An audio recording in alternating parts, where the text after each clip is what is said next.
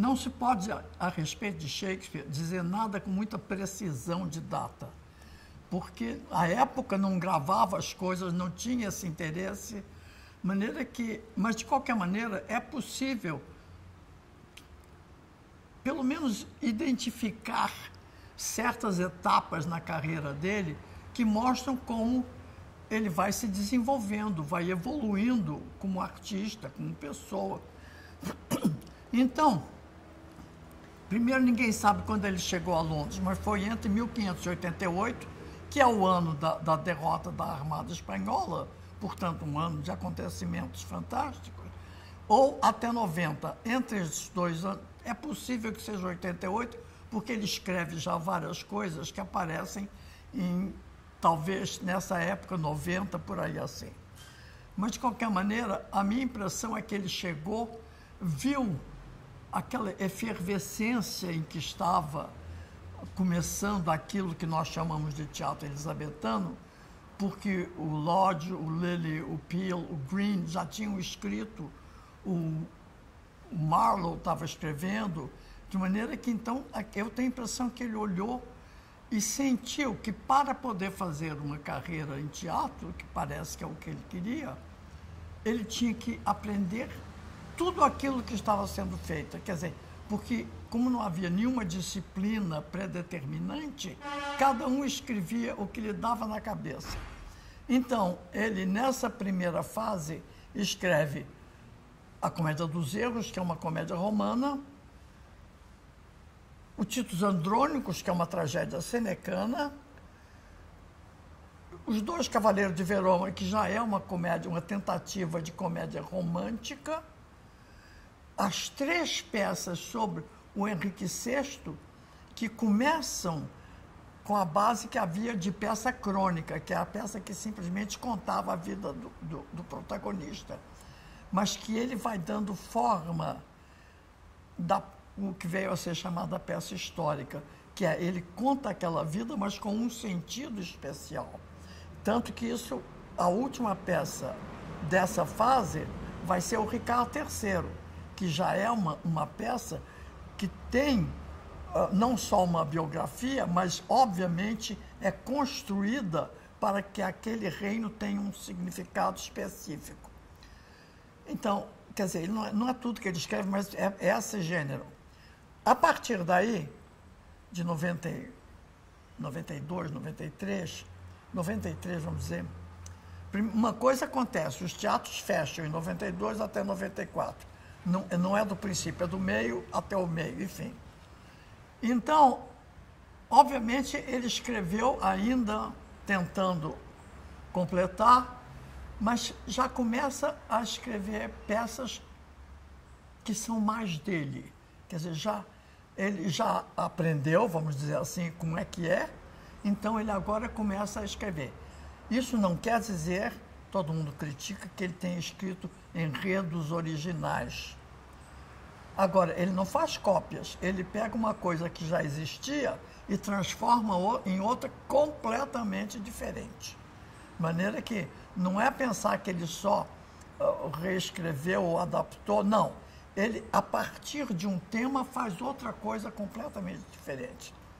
E nessa época aparecem peças extremamente líricas, nem todas líricas, nem totalmente líricas, mas ao menos parcialmente, como Mercador de Veneza, Sonho de uma Noite de Verão, A Megera Domada, enfim, isso vai evoluindo e o paradigma final desta fase, que é de 96, é Romeu e Julieta, que essa sim é uma tragédia lírica, que é uma forma a qual ele nunca mais volta. A tragédia lírica some, desaparece. Eu tenho a impressão que até ele chegou à conclusão que melhor que aquilo era impossível. Mas Romeu e Julieta é um exemplo clássico. O poema do Arthur Brooke, que ele usa, é um poema moralizante, condenando Julieta porque mentiu para a mãe e porque ela se aconselhou com um frade. E para os puritanos, a confissão auricular católica era o melhor caminho para a prostituição, e com a ama, que para eles seria também uma pessoa sem moral, que não podia orientar ninguém. Quer dizer, então esse lirismo, a partir de 96, vai começar a se transformar, porque ele passa pelo Rei João, provavelmente, que não é ligada, é apenas uma transição, é uma peça histórica que tem uma ligação muito interessante. Só o Rei João e o Ricardo II, que vem logo depois, são as únicas peças de Shakespeare que não tem uma única linha de prosa. Elas são totalmente inverso, tanto o Rei João quanto o Ricardo II. E o Ricardo II é a primeira de uma sequência que vem até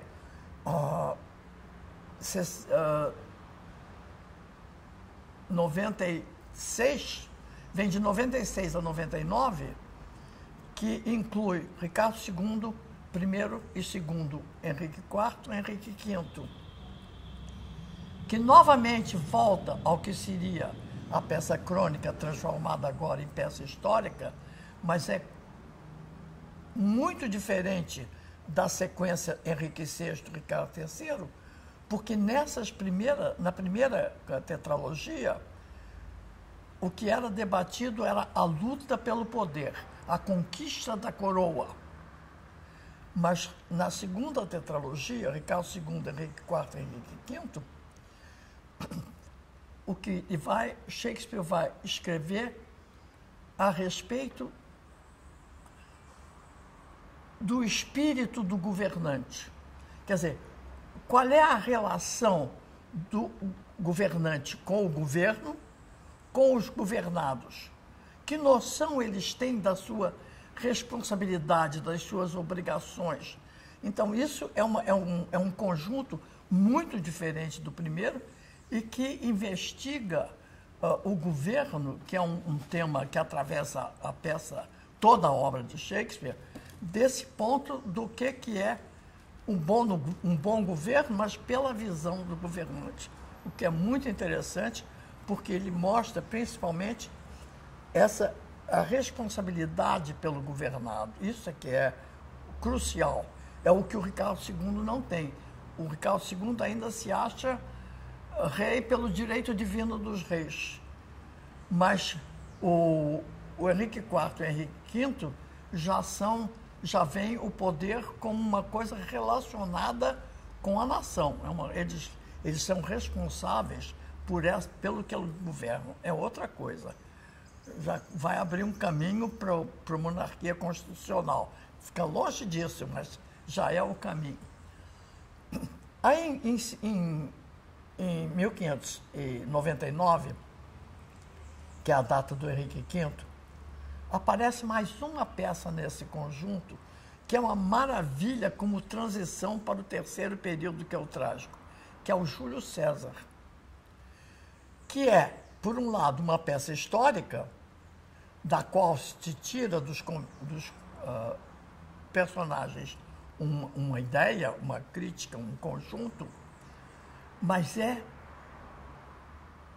a tentativa de entrar na tragédia, porque o Brutus é quase um protagonista trágico. Então, isso é de 99. E é uma peça muito mais abertamente política do que as quatro inglesas, porque o Júlio César não é inglês, não é cristão, não é rei por hereditariedade. Então, ele podia criticar politicamente a situação em Roma, coisa que ele não podia fazer sobre a monarquia inglesa, porque senão a censura não deixava passar a peça. De maneira que é uma coisa muito interessante. E logo a seguir do Júlio César, que é do fim de 99, em 1601, vem o Hamlet, que é a primeira peça do período trágico. O período trágico vai de 601 a 608, E é uma coisa muito interessante, porque ao período trágico pertencem as maiores comédias que ele escreveu na vida. Noite de Reis, Como Quiserem, Muito Barulho por Nada, são maneira que o período trágico não é porque ele se estivesse num período trágico pessoal, mas sim porque ele atingiu a sua plenitude como artista e, após 10 anos em Londres, 10 anos, ele também tinha amadurecido como indivíduo. Ele tinha agora a capacidade para entrar na forma trágica, que é a mais difícil de todas no teatro. Então, se você comparar as 4 grandes, Hamlet, Otelo, Lear, Macbeth, com os títulos andrônicos, você vê o que é o amadurecimento de um autor trágico. Compreende? O Titus Andrônico fica parecendo apenas um dramalhão quando você compara com o período trágico. Mas as sementes estão lá. Tudo que ele vai fazer bem, ele estava apenas começando a fazer aqui.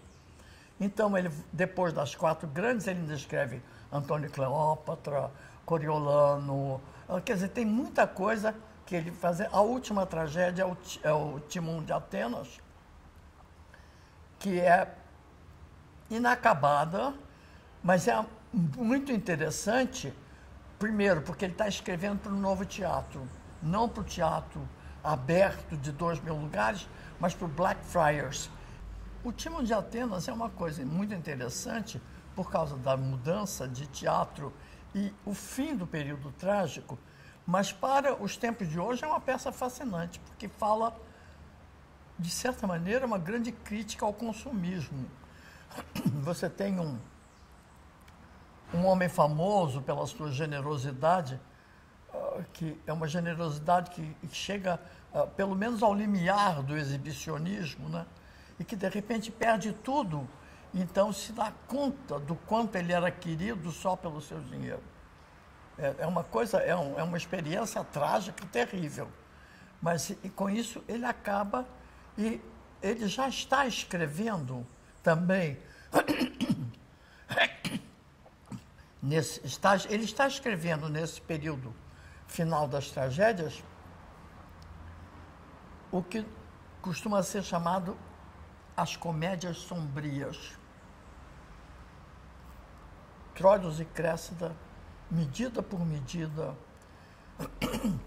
e bom é o que bem acaba. São 3 peças que encaram de uma maneira muito dura problemas éticos realmente fundamentais. É uma coisa muito interessante, como o Shakespeare, de repente, se interessa por discutir, botar à prova o comportamento ético dos seus protagonistas. E depois disso, de repente, não sei porquê, ninguém sabe porquê, em 1608 ele abandona o período trágico e entra numa fase conciliatória. De repente acontecem coisas que podiam acabar em tragédias, mas acabam entrando em um acordo mais satisfatório. Cymbeline, que é a menos satisfatória delas, porque é uma complicação de enredo que não dá para contar. Depois vem Péricles. É interessante porque em todas elas passa-se muito tempo. Em Cymbeline foram raptados os meninos com 2 anos, agora estão com 18. Em Péricles, o Péricles começa solteiro, casa, tem a filha, e a peça acaba também com a filha já moça. O Contos de Inverno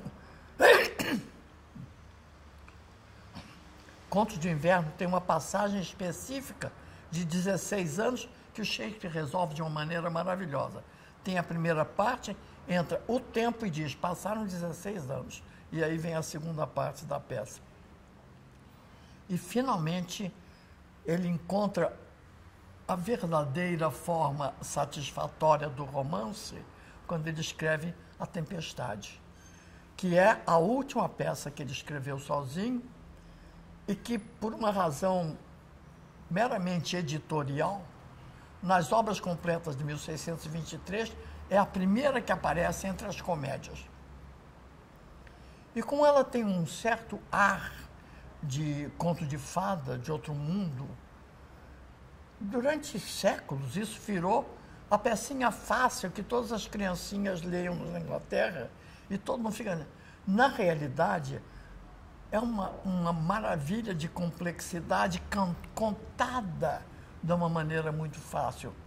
Fala de usurpação, fala de bom governo, mas como todas essas 4 peças do romance, um grande conflito entre os pais é resolvido por uma conciliação entre os filhos. De maneira que essa é a peça, esses romances são o fim da carreira de Shakespeare, que aí vai morar em Stratford, vai para casa, chega de teatro, se afasta, mas de repente, eu não sei se havia uma crise, se de repente precisaram dele, chamaram para escrever junto com John Fletcher e ele escreveu o Henrique VIII. E hoje em dia há mais 2 peças que estão sendo consideradas como dele, também a segunda com John Fletcher, que é Os Dois Nobres Parentes, que aí seria Tardias, e o Eduardo III, que é lá do princípio ainda uma peça crônica. De maneira que muito influenciada pelo Campaspe, me parece. Mas então, a carreira de Shakespeare é isso, quer dizer, ele escreveu tudo isso num período de 14 anos, 37 peças. Mais essas 2, 39. É uma coisa inacreditável que alguém... Quando a gente diz, essa é fraca, ela é muito melhor que a maior parte de todas as peças do mundo.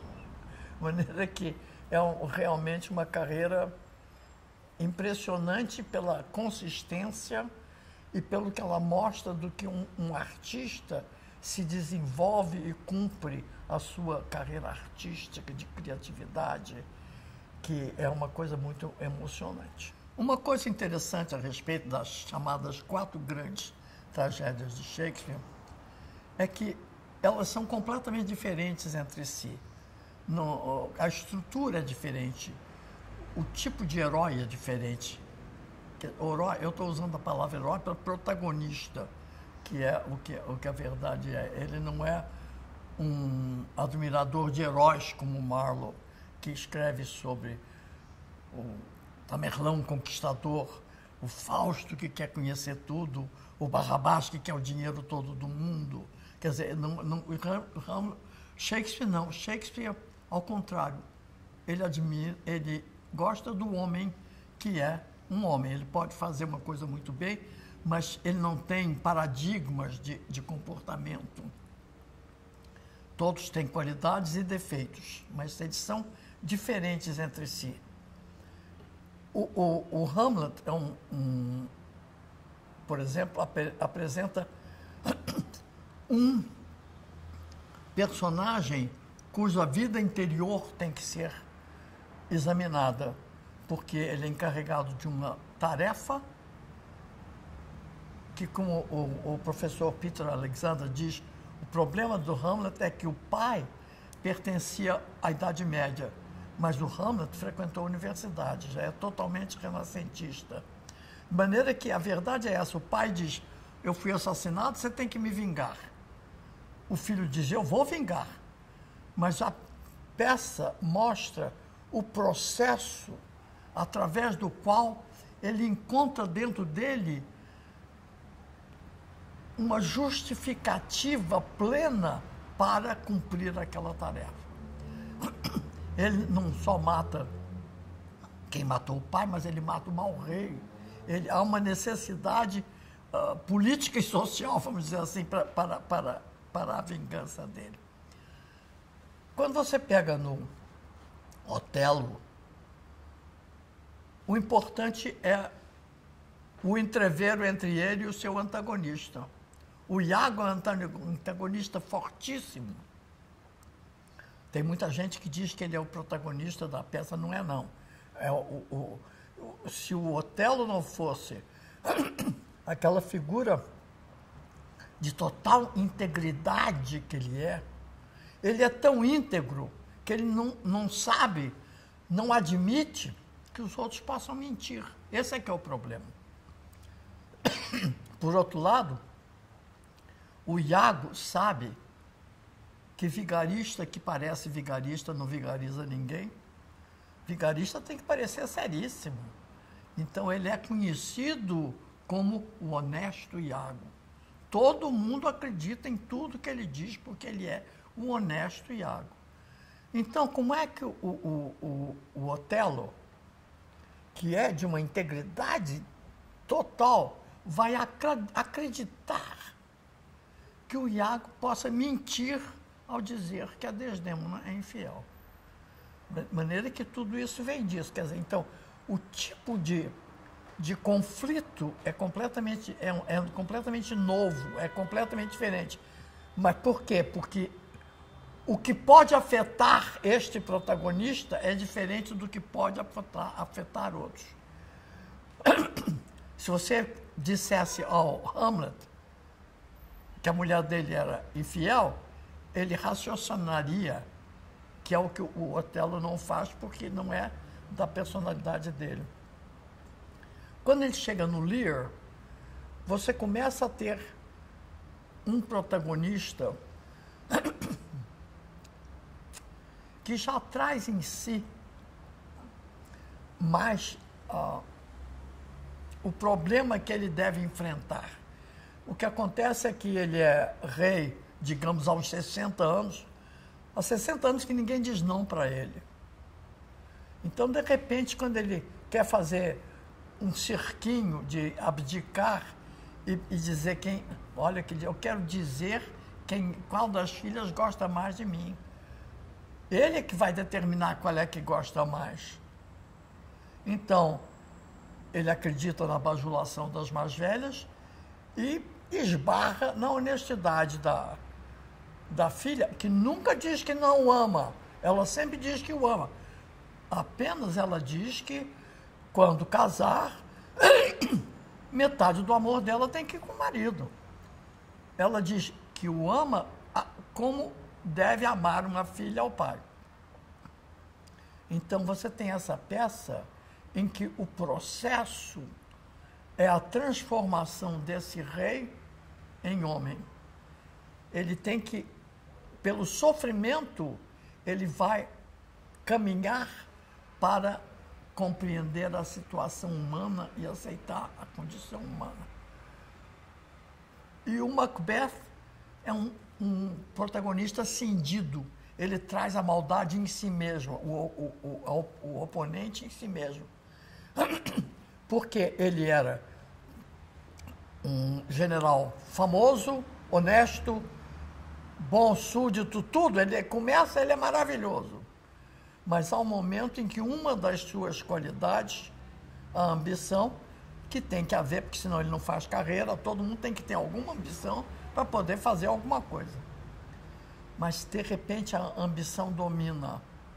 Então, de repente, ele quer ser rei. E tudo mais desaparece. Mas o que acontece é que quando ele sonha, não, então tem que matar o rei. Mas na hora de matar, eu não sei, eu acho que um dos problemas do Macbeth é que ele tem muita imaginação.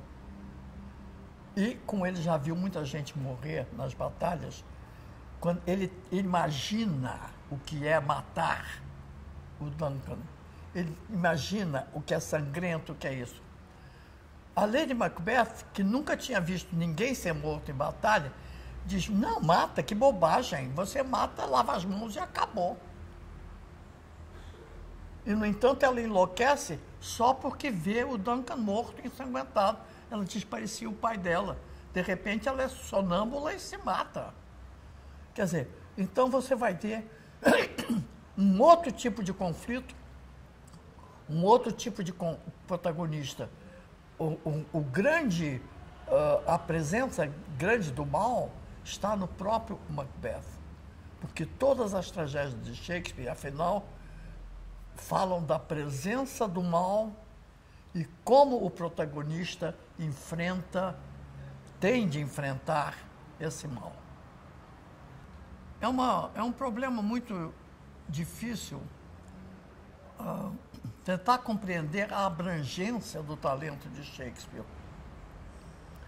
Porque você tem um talento extraordinário como Molière, mas é um talento para comédia. A única vez que ele tentou escrever um drama, o Dom Garcia, não funcionou. Mas em matéria de comédia também ele é imbatível, né? A maneira que o que é impressionante em Shakespeare, talvez Chekhov, mas Chekhov não escreve grandes tragédias. Ele não tenta, não é porque ele não possa, não, é que a visão dele do mundo é diferente. Mas Shakespeare não. Ele, como eu digo, no princípio da carreira ele experimentou todos os gêneros, porque eu acho que ele estava querendo dominar a forma dramática. Mas tudo que ele escreve é resultado daquilo que eu chamo, eu passo a vida dizendo que eu acho que o segredo de Hamlet é que ele, ao longo de toda a sua vida, viveu um grande caso de amor com a humanidade. Eu acho que é um fascínio que ele sente pelo homem, pelo ser humano, em todas as suas atividades, é que permite que ele escreva comédia, história, tragédia, tudo com a mesma facilidade, porque para ele é fascinante a capacidade, o potencial do homem para fazer tudo isso. Do mesmo modo que é igualmente fascinante a capacidade do indivíduo para o bem, para o mal, para tudo. Quer dizer, o que acontece é que ele vê que o ser humano tem todo esse potencial e que alguns têm mais isso, outros têm mais aquilo, mas que tudo isso é fascinante para ele. Então, quando ele escreve comédia, ele escreve comédias diferentes das comédias romanas. A comédia romana é essencialmente já uma adaptação da comédia grega, mas é essencialmente a romana uma comédia que critica um desvio de comportamento.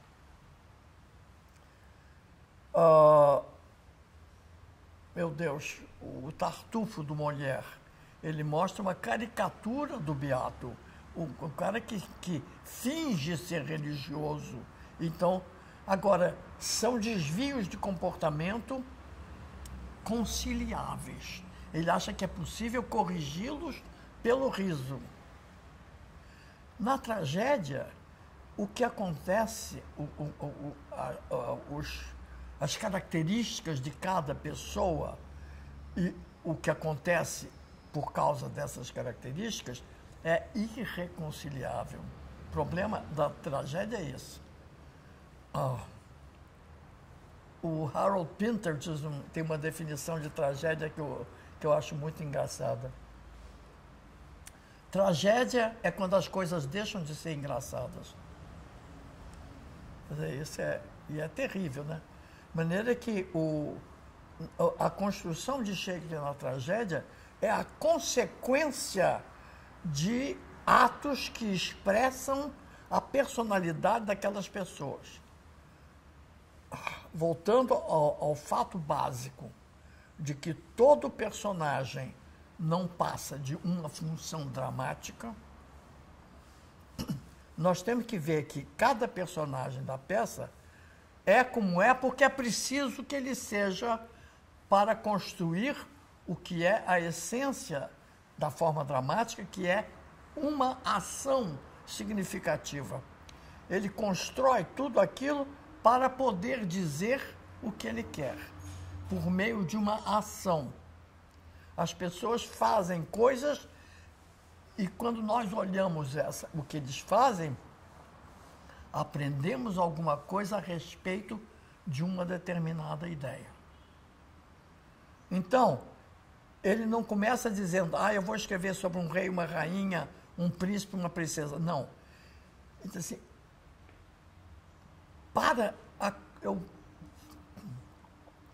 acontecer uma coisa que tem este significado, quem é que eu preciso? Os personagens nascem para que possa haver o conflito necessário para a exposição do tema. Se o autor não é bom, mas ele constrói sua ação direitinho, você sabe que o fulano representa isso, que o ciclano representa aquilo, que esse aqui está aqui por isso, esse aqui está por isso. Mas quando o autor é muito bom, quando é um Molière, quando é um Tchekhov, quando é um Sófocles, quando é um Shakespeare, a criação é tão coesa, ela é feita de uma maneira tão completa que durante a duração do espetáculo, ou durante a leitura daquela peça, mas do espetáculo principalmente, você de repente tem a impressão que alguma coisa fez com que aquelas pessoas se reunissem naquele momento e que aquilo acontecesse. Você não sente, esse aqui vem isso aqui vai fazer isso, não. Você de repente vê uma situação humana na qual alguma coisa acontece que envolve esses humanos de uma maneira específica naquela ação. E isso acontece tanto na comédia, quanto na tragédia, quanto nos romances, quanto em tudo, em todas as obras, até nas históricas. Porque Shakespeare nunca vai contra a história, mas ele manipula. Ele, de repente, dá um jeito das coisas se apresentarem para compor uma ação na qual você pode observar e comentar. Inclusive, uma coisa muito característica de Shakespeare é, numa determinada ação, ele de repente põe um personagem numa determinada situação, ele cria um personagem que não é do grupo, é fora. Então, esse comenta o que está acontecendo ali. Os coveiros, no Hamlet, no enterro da Ofélia, o coveiro diz, mas se ela fosse nobre, não estava enterrada aqui em Campo Santo, não, porque suicida não pode. Quando o Catesby é condenado, quando é o Catesby, Hastings, é o Catesby, né? É condenado pelo... O Ricardo manda matar de repente, o escriba diz assim, as coisas são muito engraçadas, faz poucas horas que acusaram ele de traição. No entanto, faz 11 horas que eu estou escrevendo esse documento para dizer que ele é traidor, e ninguém sabia. De maneira que, de repente, ele põe esses comentários de alguém fora do grupo interessado que também colaboram para o leitor ou o espectador compreender melhor e apreciar melhor. Mas isso não é falso, porque na vida real isso também acontece. Quem está de fora, quantas vezes você já ouviu, mas meu Deus, aquele cara está fazendo isso, está na cara que está errado, mas é porque você está fora, você não está envolvido no assunto. De maneira que essa observação de Shakespeare da humanidade como um grupo faz com que ele tenha essa capacidade para, tanto na comédia quanto na tragédia, criar grupos humanos que expressam determinadas ideias. Agora, querer dizer que são dois autores separados, não. A gente sente exatamente o mesmo amor pelo ser humano, tanto na comédia quanto na tragédia. De maneira que... e se você lê as peças mais ou menos na sequência em que foram escritas, você vai sentindo que o autor vai cada vez compreendendo mais, cada vez compreendendo mais. É uma coisa emocionante essa capacidade, essa solidariedade. Eu acho que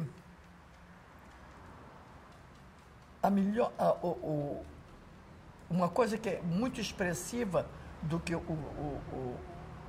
que o Shakespeare vê como bem e mal, vamos dizer, quando a Lady Macbeth acha que tem que ajudar o marido a matar o outro, ela reza para ele perder o leite da bondade humana que ele tem. Então, você ter o leite da bondade humana, você ter solidariedade, você ser generoso para com os outros, é uma coisa positiva. Mas, no último Henrique VI, o Duque de Gloucester, que vai ser o Ricardo III, tem uma frase maravilhosa. Ele diz, e essa palavra que os velhos gostam muito, amor, não é para mim. É gente como eles. Eu sou eu sozinho. Isso é o mal essencial. Você não ter nenhuma solidariedade humana é o auge do mal. É uma coisa terrível. E por isso é que o Ricardo III tem esse... É um Iago. O Iago não gosta de ninguém. Ele não tem... Ele trata a Emília com a mesma distância com que todo mundo. Ele realmente não gosta de ninguém. Ele é ele sozinho também, como o Ricardo III. Isso é típico dos personagens negativos em Shakespeare. É não ter o leite da bondade humana. No desenvolvimento das comédias, há um desenvolvimento paralelo ao das tragédias. Se você compara o Titus Andrônicos com as grandes tragédias, você sente um desenvolvimento muito grande. Se você compara a Comédia dos Erros, ou mesmo o Sonho de uma Noite de Verão, com as tragédias do período trágico, realmente há também uma mudança de densidade, vamos dizer assim. Nas primeiras comédias, você realmente está mais interessado em relações interpessoais, não é isso? Então você tem... mas sempre há uma ideia interessante, porque se você pegar a Comédia dos Erros, que é uma loucura, quer dizer, ele pegou os Menechmi do Plauto, que tem um par de gêmeos, para início de conversa já botou 2 pares de gêmeos, que aí confunde mais ainda. Não só os antífonos, como também os drômeos. Então você tem a ideia do gêmeo que chega na cidade, ninguém sabe que são gêmeos, tem todas as brigas até. Mas o que houve? No prólogo você sabe que houve um naufrágio e que a família toda se dispersou. E tudo que acontece de problema na ação é porque essa família, todos eles estão perdidos, longe do que... Só quando a família se reúne é que eles se reintegram na sua personalidade e naquilo que eles são na vida, eles são parte daquele conjunto. De maneira que até isso, até na Comédia dos Erros, você tem essa ideia da necessidade da pessoa de pertencer, a coisa que é uma coisa muito bonita. Mas, e nessa, por exemplo, na Comédia dos Erros, Sonho de uma Noite de Verão, você tem um conflito entre pais e filhos que depois vai acontecer uma coisa muito diferente nos romances. Mas por que acontece o tropeço? As comédias românticas de Shakespeare, em todas elas você tem uma situação que passa por vários tropeços até chegar ao seu final feliz. E não é como a comédia romana, que você faz a comédia para corrigir uma coisa. Não. Você tem um problema, tem obstáculos, o obstáculo vai destruir. Então, você tem no Sonho de uma Noite de Verão, que no fim vai ter 3 casamentos, né? Quer dizer, não é só um, são 3. É o do Titânia com Teseu e os 2 casais de jovens.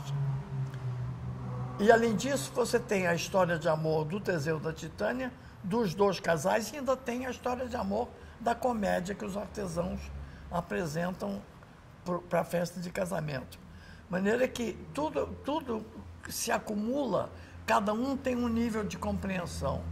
É muito interessante porque o Teseu e a Hipólita primeiro foram inimigos na guerra, depois é que se apaixonaram.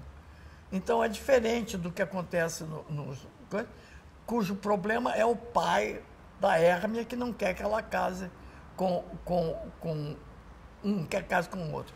E é muito engraçado porque as 2 moças, a Hérmia e a Helena, são muito diferentes. Uma é baixa e morena, a outra é alta e loura. Porque eram os 2 aprendizes que eles tinham para fazer os papéis femininos. Então, isso o Shakespeare explora o ator que ele tem. Mas os 2 rapazes, e elas se brigam, e o pai quase mata, diz que ela pode morrer, ele condena a morte se ela não casar com o que ele quer. Os 2 são bem-nascidos, bonitinhos, ricos, eles são iguaizinhos. Por que adoram um e odeiam o outro? É bem caso de amor. Porque namoro, apaixonado, porque os 2 são exatamente iguais. De maneira que isso é muito engraçado. Na Megera Domada,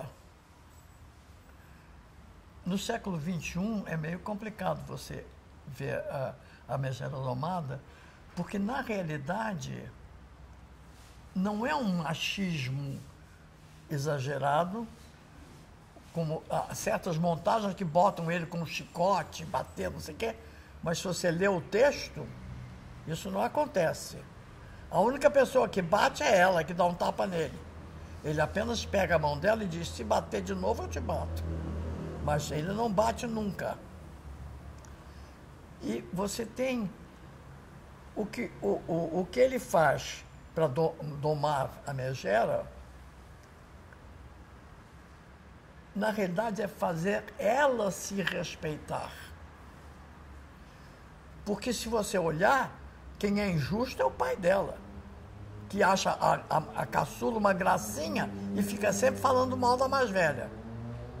De maneira que não é à toa que ela é irritada com todo mundo. E o que ele faz é o seguinte, então você não come, não dorme, até que ela percebe que ela tem que concordar com ele. Mas ele está exagerando, ele quer que concorde em tudo, até ela chegar à média de saber o que é certo e o que é errado. Agora, se você pegar a época elisabetana, você tem, na própria teoria do encadeamento dos seres, tudo tem o seu lugar.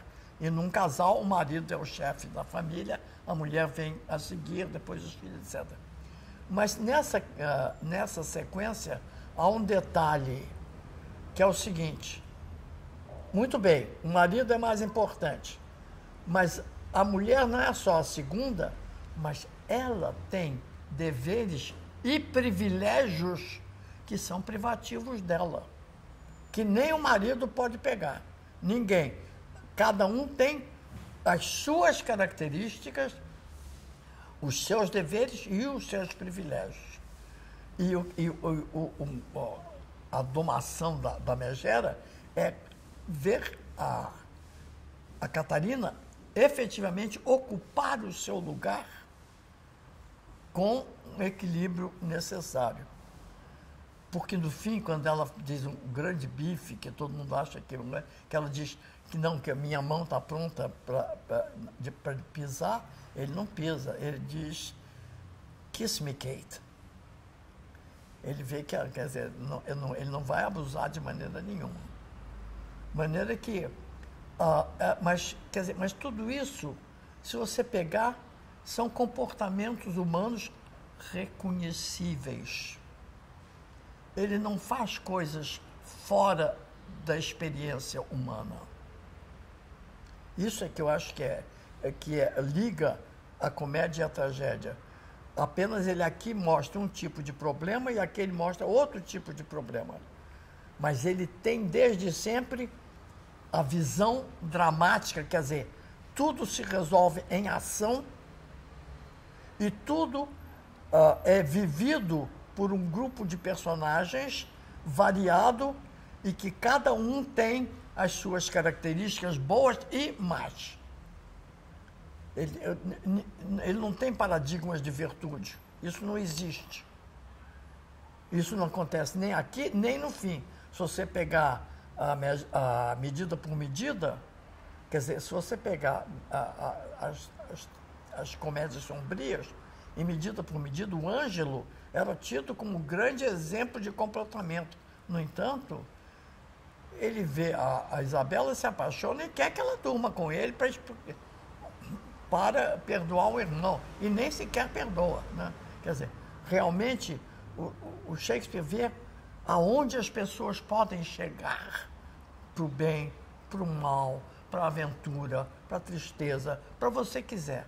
Mas então, o que eu acho que é impressionante, não adianta querer dizer que são dois, porque o mesmo autor vai e cada vez mais se aprofundando na experiência humana. Isso é que eu acho que se encontra quando se lê as peças de Shakespeare, principalmente tentando lê-las mais ou menos na sua sequência de composição.